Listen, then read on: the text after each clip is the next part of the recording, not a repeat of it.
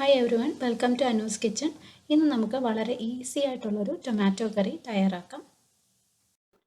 ആദ്യം നമുക്ക് ഈ തക്കാളി കറി തയ്യാറാക്കാനായിട്ട് ആവശ്യമായിട്ടുള്ള ഇൻഗ്രീഡിയൻസ് നോക്കാം. ഞാനിവിടെ 2 വലിയ തക്കാളി എടുത്തിട്ടുണ്ട്. നല്ല പഴുത്ത തക്കാളി എടുക്കുന്നതാണ് നല്ലത്, അപ്പോൾ പുളി കുറച്ച് കുറവായിരിക്കും. പിന്നെ 1/4 ടീസ്പൂൺ മഞ്ഞൾപ്പൊടി, 1 ടീസ്പൂൺ മുളക് പൊടി, 2.5 ടീസ്പൂൺ മല്ലിപ്പൊടി, 1/4 ടീസ്പൂൺ കടുക്, കുറച്ച് കറിവേപ്പില, 1 കപ്പ് നല്ല കട്ടി തേങ്ങാപ്പാൽ, ആവശ്യത്തിന് ഉപ്പ്, വെളിച്ചെണ്ണ. ഇത്രയാണ് നമുക്ക് വേണ്ടത്. ഇനി നമുക്കിത് തയ്യാറാക്കാം. ഒരു പാനിലേക്ക് തക്കാളി കട്ട് ചെയ്തിടാം. വലിയ പീസസ് ആയിട്ട് കട്ട് ചെയ്തിട്ടാൽ മതി.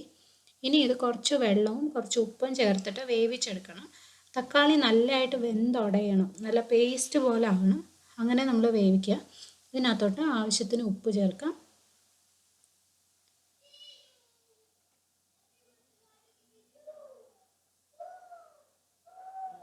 ഇനി കുറച്ച് വെള്ളം ചേർക്കാം.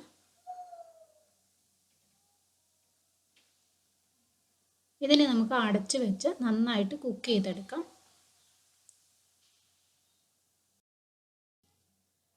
ഇപ്പോൾ തക്കാളി നന്നായിട്ട് വെന്തുടഞ്ഞിട്ടുണ്ട്, കണ്ടോ, നല്ല പേസ്റ്റ് പോലെ ആയിട്ടുണ്ട്. കുറച്ച് വെള്ളം ഉണ്ടാവും അതിൽ, അതുപോലെ തന്നെ നമുക്ക് മാറ്റി വയ്ക്കാം.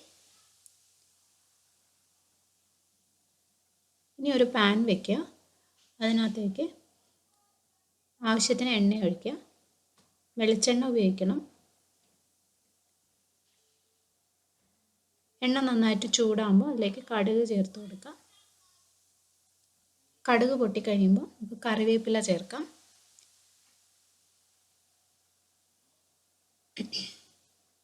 കടുകും കറിവേപ്പിലയും ചേർത്ത് കഴിഞ്ഞാൽ തീ നന്നായിട്ട് കുറച്ച് വയ്ക്കുക. ഇനി നമ്മൾ ഇതിനകത്തേക്ക് പൊടികളാണ് ചേർക്കുന്നത്. അപ്പോൾ നല്ല ചൂട് എണ്ണയിലോട്ട് പൊടികൾ ചേർത്ത് കഴിഞ്ഞാൽ അത് കരിഞ്ഞു പോകും. അപ്പോൾ ആ ചൂടൊന്ന് കുറഞ്ഞതിന് ശേഷം പൊടികൾ ചേർക്കുക. അതുപോലെ പൊടികളും നമ്മൾ എപ്പോഴും എടുത്ത് വെക്കുക. ഓരോന്നായിട്ട് ഇടാൻ നിൽക്കരുത്. ഒരു പാത്രത്തിൽ ഈ മഞ്ഞൾപ്പൊടിയും മുളക് പൊടിയും മല്ലിപ്പൊടിയും എടുത്ത് വെച്ചതിന് ശേഷം മാത്രമേ ഇതിനകത്തോട്ട് ഇടാവുള്ളൂ. എന്നിട്ട് പെട്ടെന്ന് തന്നെ ഇത് ഇങ്ങനെ റോസ്റ്റ് ചെയ്ത് കൊടുക്കുക. ചെറിയ തീയിൽ വെച്ചിട്ട് ഇടയ്ക്ക് ഇങ്ങനെ പാൻ ആ തീയിൽ നിന്ന് മാറ്റിയാലും കുഴപ്പമില്ല. പൊടികളെല്ലാം ഒന്ന് മൂത്ത മണം വരുന്നത് വരെ റോസ്റ്റ് ചെയ്യുക. പൊടികൾ എടുക്കുമ്പോൾ ഈ 1 ടീസ്പൂൺ എന്ന് പറയുമ്പോൾ നല്ല ഹീപ്ഡ് ആയിട്ടുള്ള ടീസ്പൂൺ മുളക് പൊടിയും മല്ലിപ്പൊടിയൊക്കെ എടുക്കുക. ഇനി ഈ തക്കാളി ഇതിനകത്തോട്ട് ചേർത്ത് കൊടുക്കുക. പൊടിയുടെ കൂടെ നന്നായിട്ട് മിക്സ് ചെയ്തെടുക്കുക. ഇനി ഇതിനകത്തോട്ട് തേങ്ങാപ്പാലും കൂടി ഒഴിച്ചു കഴിഞ്ഞാൽ നമ്മുടെ കറി റെഡിയാവും. അപ്പോൾ വളരെ എളുപ്പത്തിൽ നമുക്ക് തയ്യാറാക്കാൻ പറ്റുന്നതാണ്. ഒരു 15 മിനിറ്റേ എടുക്കുള്ളൂ ഈ കറി നമുക്ക് കുക്ക് ചെയ്യാൻ വേണ്ടിയിട്ട്. ഇനി ഇതിനകത്തേക്ക് 1 കപ്പ് തേങ്ങാപ്പാൽ, നല്ല കട്ടി തേങ്ങാപ്പാൽ ചേർക്കണം.